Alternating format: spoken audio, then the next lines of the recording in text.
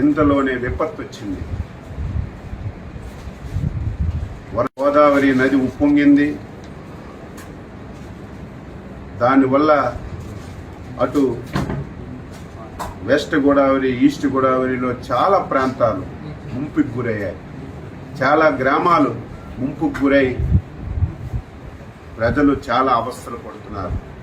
మీరందరూ సజీవ సాక్షులు. గతంలో కూడా మీరు పనిచేశారు.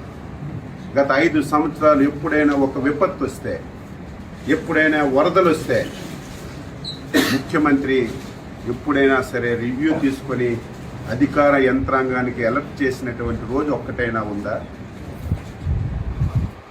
ఆ రోజు 5 సంవత్సరాల్లో ఒక మంత్రి అయినా, ఒక అధికారి అయినా గ్రామాలకు వెళ్ళి పేదవాడికి పలకరించినటువంటి దాఖలాలు ఎక్కడైనా ఉందా? మొన్న ఎప్పుడైతే భారీ వర్షాలు వస్తాయి, గోదావరి నదికి విపరీతంగా వరదొస్తుందని తెలిస్తే మా విపత్తుల శాఖ మంత్రి శ్రీమతి అనిత గారు జూమ్లో కాన్ఫరెన్స్ తీసుకొని కలెక్టర్కి అలర్ట్ చేశారు. ఏవైతే ముంపు ప్రాంతాలున్నాయో, ముంపు మండలాలున్నాయో అధికార యంత్రాంగానికి అప్రమత్తం చేసి ఏ ఒక్క ప్రాణ నష్టం జరగకూడదు, వారందరికీ సురక్షిత ప్రాంతాలకి తరలించడమే కాదు, మీరు చూశారు గతంలో వరదొస్తే తరలించి వారికి బస్తాల్లాగా ఒక స్కూల్లోనో కొట్లోనో పెట్టేయడమే తప్ప ప్రభుత్వాలు చూడక ఆర్తనాదాలు విన్నాం. మాకు భోజనం అందడం లేదు, పిల్లలకు పాలు అందడం లేదు, సకాలంలో నీళ్లు లేవు, టాయిలెట్స్ లేవని. ఈ 5 రోజుల్లో ఎక్కడైనా ఒక వార్త వచ్చిందా? భోజనాలు పెట్టాం, పిల్లలకు పాలు ఇచ్చాం, వాటర్ ఇచ్చాం, వాళ్ళు మళ్ళీ నార్మల్గా వచ్చి ఇంటికి వెళ్ళేసరికి 3,000 రూపాయలు పరిహారం కూడా ఇచ్చి వాళ్ళందరికీ న్యాయం చేశాం.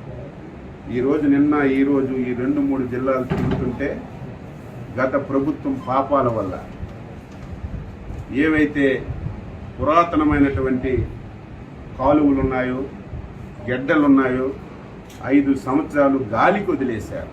కనీస స్థాయిలో మెయింటెనెన్స్ చేయలేదు.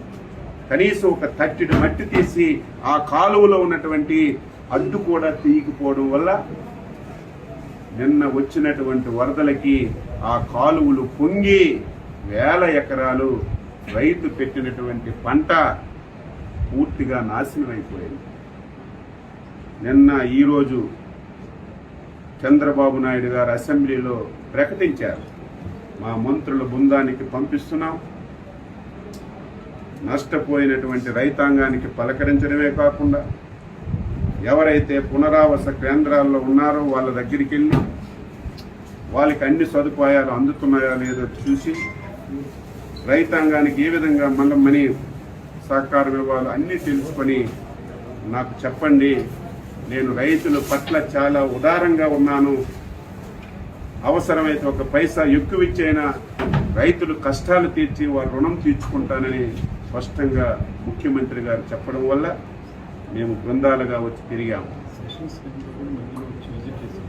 మధ్యలో సెషన్స్ టైంలో కూడా ఎవరైతే స్థానిక మంత్రులు వచ్చి ఒక పూట అసెంబ్లీ చూసి ఒక పూట వచ్చి పలకరించి వచ్చినటువంటి దాఖలాలు.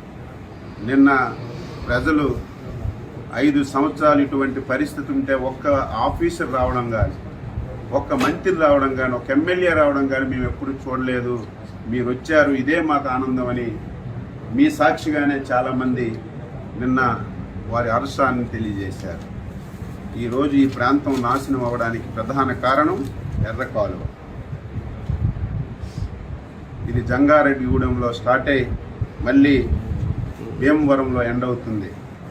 ఈ కాలువ అస్తవ్యస్తంగా ఉంది. ఈ కాలువ వల్ల సుమారుగా 20 నియోజకవర్గాల్లో ప్రతి సంవత్సరం చేతికొచ్చిన పంట పోతుంది, పెట్టుబడి పెట్టిన పంట పోతుంది. ఈ కాలువని శాశ్వతంగా ఈ సమస్యని పరిష్కరించాలని ఒక ఆలోచన చేస్తున్నాం. అందుకే జిల్లా యంత్రాంగానికి చెప్పాం, తాత్కాలికంగా ఏవైతే గుంతలు పడ్డాయో ఆ గుంతలన్నీ పూడ్చమని చెప్పి ఆదేశాలు ఇచ్చాం. టెంపరీగా రేపు డిసెంబర్కి మళ్ళీ వ్యవసాయం పెట్టుకోవడానికి ఎక్కడైతే ఈ స్లూయసెస్ పోయాయో, తలుపులు పోయాయో దాని గురించి ఒక ఎస్టిమేషన్ చేయమని ఆదేశాలు ఇచ్చాం. మళ్ళీ ఈ 2 జిల్లాల మంత్రులు ఎమ్మెల్యేలు అందరం కూర్చొని ఇరిగేషన్ అధికారులతో సమావేశం పెట్టి ఈ ఎర్ర కాలువకి శాశ్వత పరిష్కారం కింద మోడరైజేషన్ చేయడానికి ఎంత డబ్బైనా సరే చంద్రబాబు నాయుడు గారి దృష్టిలో పెట్టి ఈ 5 సంవత్సరాల్లో శాశ్వత పరిష్కారం చూపి స్వతంత్రం వచ్చి నుంచి పడుతున్నటువంటి ఈ బాధని తొలగించాలని చిత్తశుద్ధితో అంకిత భావంతో పనిచేస్తామని చెప్పి సందర్భంగా తెలియజేస్తూ